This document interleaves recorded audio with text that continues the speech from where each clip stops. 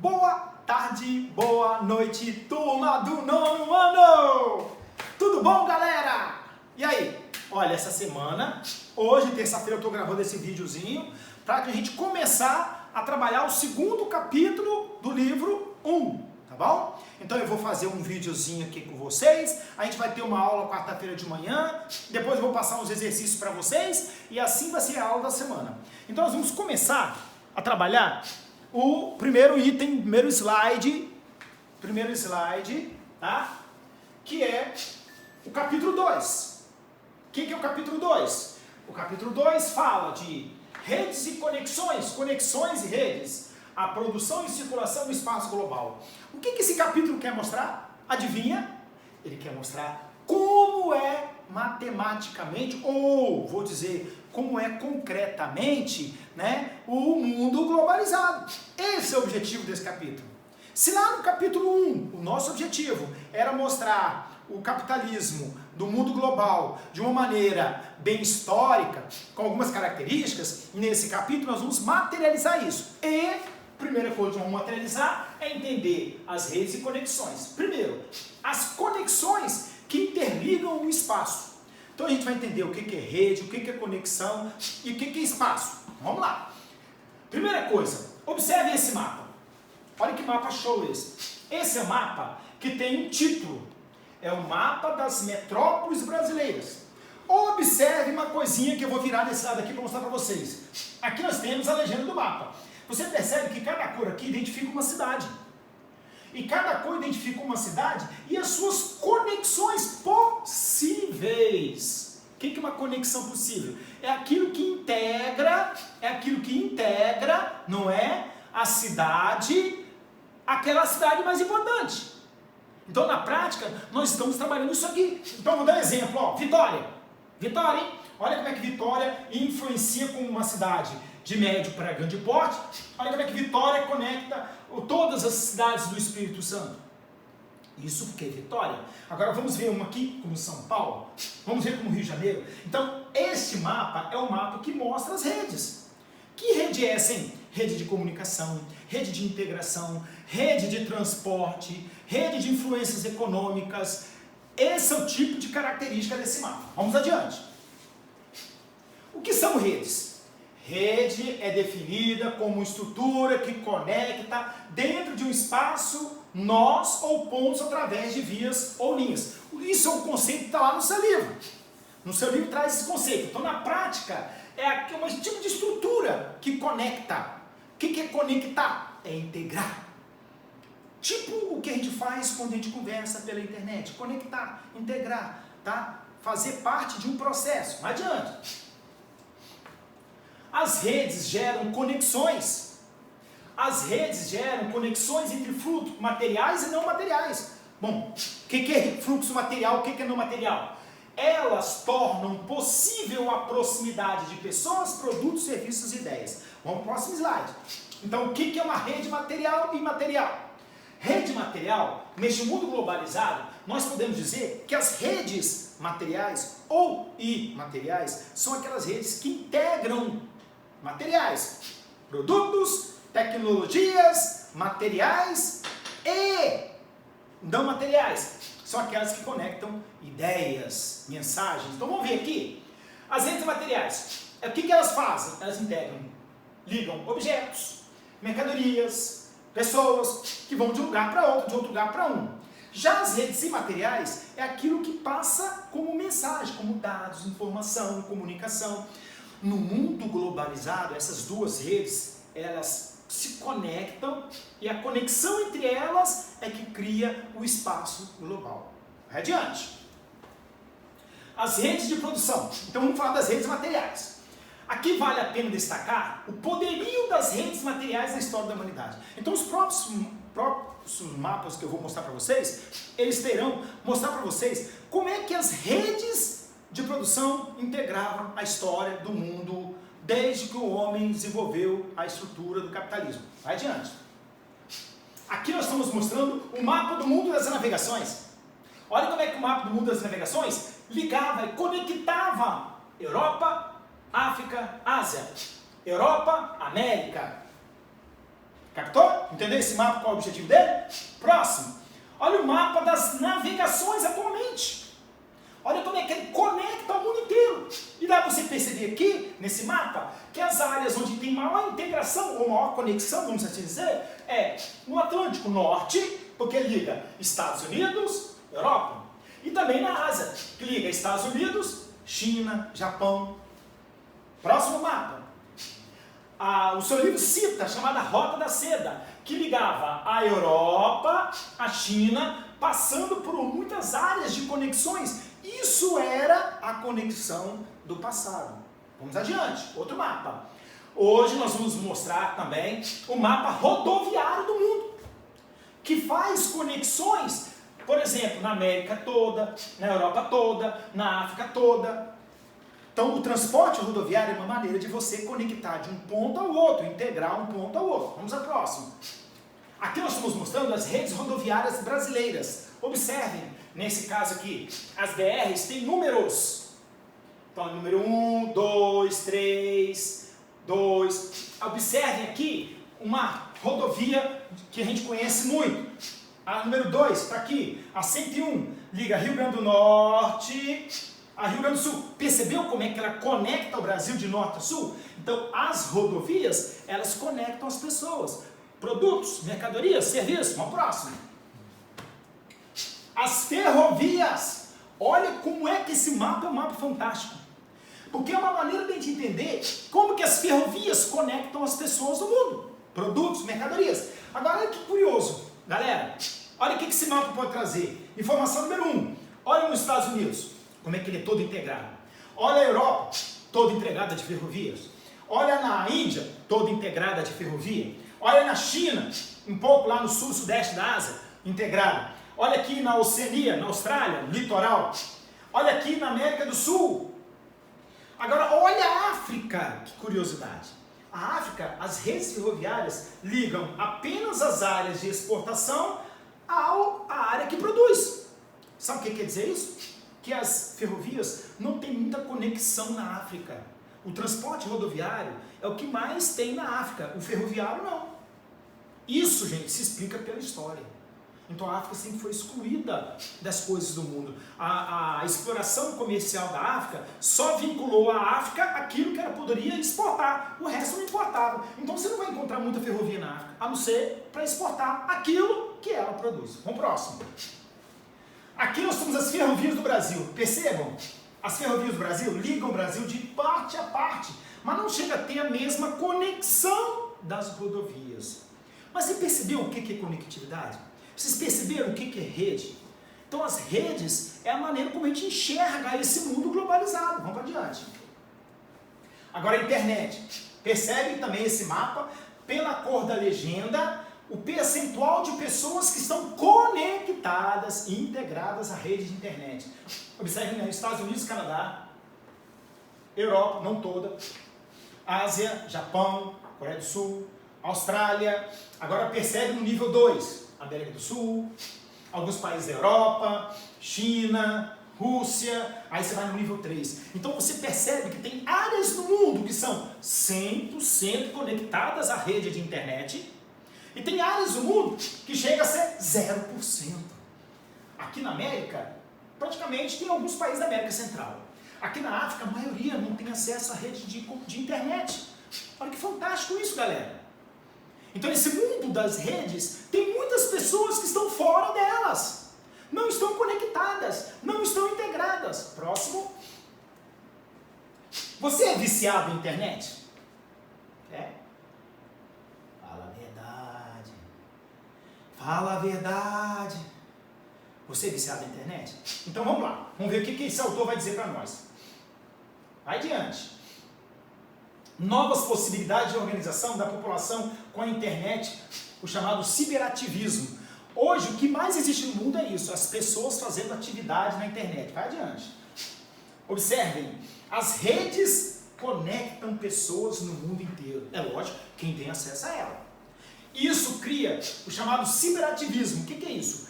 É participar de grupos de debate, de grupo de ações sociais, de grupo de ações humanitárias. Vai adiante, vai adiante. Aqui nós temos as consequências dessa evolução tecnológica. O que é isso? As consequências desse mundo que se integra, desse mundo que se conecta. Número 1. Observe aqui uma imagem, não volte. O YouTube veio substituir a TV mesmo. É, não é verdade? A próxima. Rede social, e rede social aqui em casa é outra coisa. Uma coisa é a rede social sua, outra coisa são as redes sociais antigas, falando da importância das redes sociais. Próximo. O que é isso, amigão? Minha família, minha turma, meu estado, meu município, minha namorada, minha igreja é meu. Olha a quantidade de rede que nós participamos. Então nós temos aí um vínculo com redes de forma muito grande, mais vocês do que eu. Porque vocês, jovens, vocês nasceram neste mundo da internet. Vocês nasceram dentro do Google. Vocês nasceram dentro do Wikipedia. Vocês nasceram dentro desse mundo globalizado. Vai adiante. Mais educação, mais emprego, mais saúde e menos poluição. Então vocês vão ver que a consequência principal dessa evolução tecnológica é a questão ambiental. Vai adiante. Consciência ambiental. Eu sempre gostei do verde. Aqui são charges, vocês sabem disso, são tiras. E qual é o objetivo dessas tiras? Mostrar que nós estamos conectados na internet, que nós participamos de uma rede, essa rede integra o mundo, mas ela traz consequência. Ela traz uma consequência. Vamos lá. Esse iPod novo tem mais de 1000 funções, principalmente de ficar logo eu fazer com que eu lucro. O que é isso aqui, galera? Isso aqui é a coisa mais comum do sistema capitalista hoje. O cara com um celular novo e o cara ganhando porque existe celular jogado fora. Então, nós trabalhamos numa sociedade do descartável. Isso tem utilidade? Eu uso. Não tem utilidade? Jogo fora. Então, esse é o principal problema da humanidade hoje, do ponto de vista ambiental. A descartabilidade de tudo. Vai adiante. E a construção civil, é ela ou é a destruição civil? Observem, aqui uma cidade originalmente, né? Tinha florestas e etc. Aqui, quando o homem evolui. Vai adiante. Use, compre, beba, coma, prove. O que eles pensam que nós somos? O que nós somos? Os malditos sabem que nós ainda não sabemos o que nós somos. Quem somos nós nessa sociedade de consumo? Nós somos consumidores, só isso. Nós valemos pelo que nós consumimos. Captaram? Vai adiante. Agora, você tem uma imagem do mundo à noite. Todo dia, quando chega às 7, 8 horas da noite, quando você vê a mesma hora no mundo inteiro, observem, as áreas iluminadas do mundo são as áreas que tem cidade urbanizada, moderna, técnica. E as cidades que são menos iluminadas, ou as áreas menos iluminadas, são as áreas rurais. Então você percebe aqui na América, muitas áreas iluminadas e muitos lugares escuros.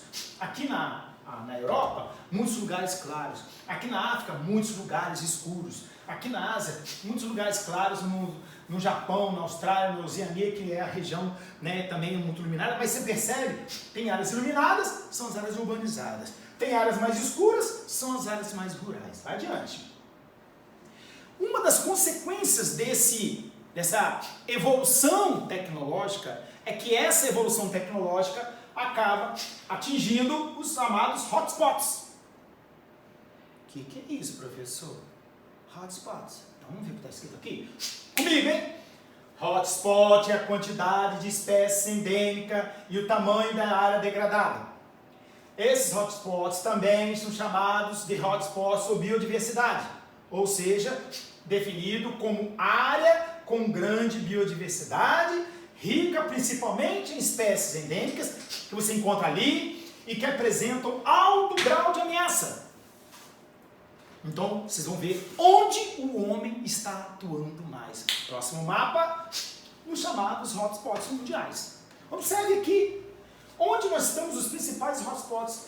Nós temos aqui as florestas tropicais do Brasil, as florestas, no caso, amazônica, algumas florestas temperadas, algumas florestas da África, da Europa, da Ásia, da Oceania. Então, nós temos no mundo aí dezenas, para não dizer centenas de hotspots que estão sendo ameaçados pela ação do homem. Vai adiante. Aqui, outro problema ambiental, a emissão de CO2. Primeira observação, este mapa aqui é o chamado mapa de anamorfose, é um mapa de borracha. O tamanho dos países aqui é proporcional àquilo que o título do mapa mostra. Por exemplo, emissões de CO2. Os países que são mais ampliados são os que mais emitem. Então, ó, Estados Unidos, Canadá, México, olha o tamanho do Brasil, olha o tamanho da China, da Índia, do Japão, os países da Europa. Agora, olha como é que na África eles são mais recuados. Sabe o que quer dizer isso? Na África eles emitem menos CO2. Se emite mais CO2, ou é porque desmata mais, ou é porque polui mais, ou é porque tem mais industrialização, porque a emissão de CO2 é um indicador, né, de uso que o homem faz dos recursos naturais. Vai adiante. Agora, emissões por cabeça. Onde mais se emite por pessoa? Estados Unidos, países da Europa, China, na Índia, aqui alguns países do Oriente Médio, né? Japão, Austrália.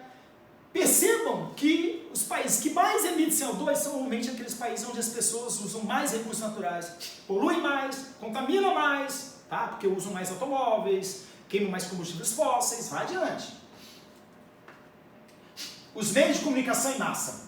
Outro tipo de ideia que nós podemos caracterizar esse mundo das redes são as redes imateriais. O que é isso? São os meios de comunicação.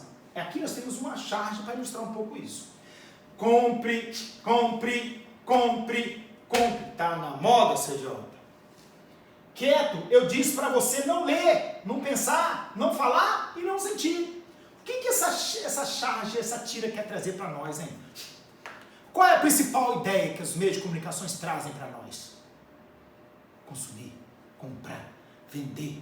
Consumir, comprar, vender. Você consome, você compra, você vende, você consome, você consome, você consome. A natureza não aguenta, meu caro alunos. Ela não aguenta. Vai adiante. As mudanças climáticas é a primeira reação deste mundo que o homem atua. Vai adiante. Aí, vocês vão entrar nesse link, tá bom? Vocês vão entrar nesse link e aqui vocês vão encontrar um texto muito bom falando das alterações climáticas entre 2015 e 2019. Esse link aqui ele vai trazer uma série de informações gráficas indicando como que o mundo está passando por alterações climáticas. Vale a pena fazer isso, tá bom? Adiante.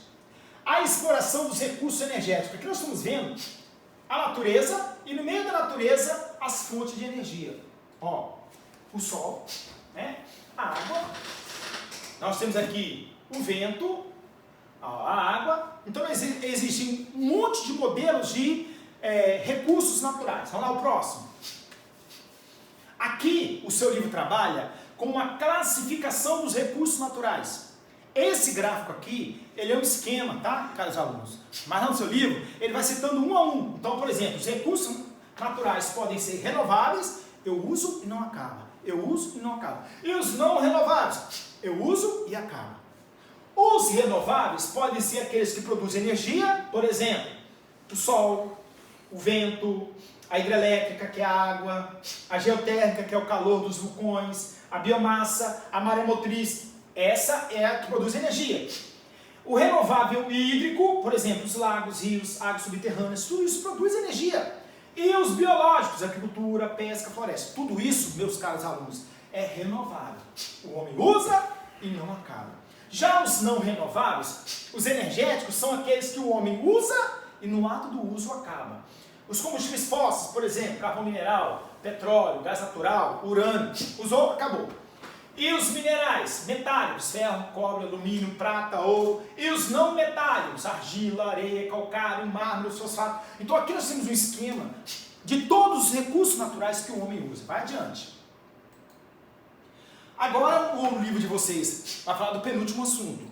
A matriz energética mundial. De todas essas fontes de energia, o que o mundo mais usa? Matriz energética é isso aí, tá bom? É um gráfico que mostra o que cada energia, a maneira como o homem usa cada fonte de energia. Então você está vendo aqui, o que o homem mais usa? 31% petróleo, 29% carvão, somando 60%. O que é o petróleo e o carvão? É fonte de energia não renovável. Emite CO2. Então a maior parte da energia que o homem usa é suja, é poluidora. Aí depois vem 21% gás natural, que também é um combustível fóssil. Aí depois 10% é biomassa, aí já é renovável. 5% é nuclear. 2% é hidrelétrica. 1% é outras. Então a maior parte da energia que o homem usa no mundo é suja, contamina o meio ambiente. Vai adiante.